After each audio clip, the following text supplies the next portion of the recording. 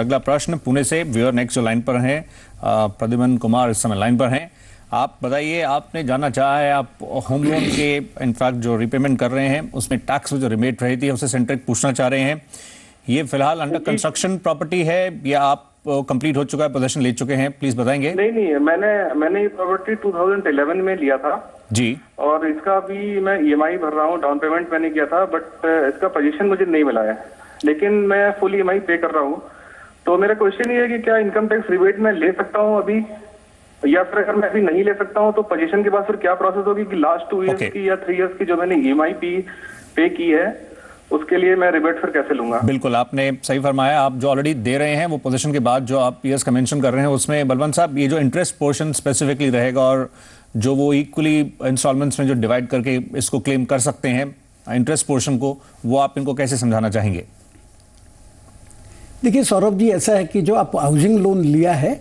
उसका जब तक आपको पोजेशन नहीं मिलता है तब तक आपको इंटरेस्ट का जो पेमेंट करते हैं उसके लिए इनकम टैक्स में कोई बेनिफिट नहीं मिलता है, परंतु जिस साल में आपको पोजेशन मिलता है उस साल से आपको जो इंटरेस्ट का बेनिफिट मिल जाता है। परंतु जो जिस साल में पोजेशन मिला है उसके पहले जितना भी आपने एग्रीगेट इंटरेस्ट पेमेंट जो किया है वो आपको 5 बराबर के हिस्सों में जिस साल पोजेशन मिला है उस साल से मिलना शुरू हो जाएगा।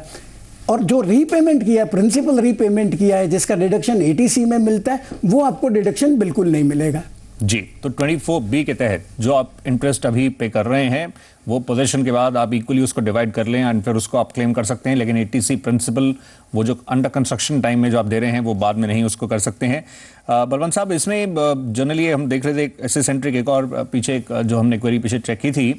इंडिविजुअल जानना चाह रहे थे कि जो एचआरए है एंड साथ में ये होम लोन, ये दोनों साथ में की जा सकते हैं क्लेम, क्योंकि अगर आप कहीं पर रेंटल अगर आप जिस तरह से कहीं पर हैं और उसको अगर आप अवेल करना चाहें एंड मोर ओवर ये दोनों साइमल्टेनियसली चल सकते हैं।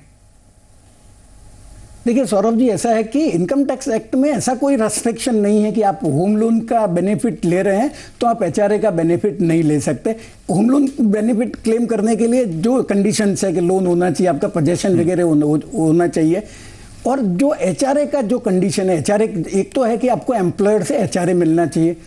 दूसरा आप उस घर में रह रहे हैं जो आपका खुद का नहीं है। जैसे कई बार अरेंजमेंट हो जाता है कि लीज और रेंट बैक कंपनी के साथ हो जाता है, और तीसरा है कि आप एक्चुअली उस प्रॉपर्टी जिसमें रह रहे हैं उसके लिए रेंट चुका रहे हैं, तो जो एप्लीकेबल जो लिमिट्स वगैरह है उसके अंदर आपको एचआरए का डिडक्शन मिल जाएगा, और एट द सेम टाइम आपको जो रीपेमेंट कर रहे हैं उसका और जो 24B का इंटरेस्ट का भी पेमेंट मिल जाएगा। जी, उसके अंदर प्रोवाइडेड वो जो आजकल फॉर्मेलिटीज हैं, रेंट एग्रीमेंट या इनफैक्ट एक सर्टेन लिमिट के बाद लैंडलॉर्ड का पैन कार्ड भी, वो सब डिटेल्स चाहिए होंगी। अब हम आइए अगले सवाल की ओर मूव करेंगे।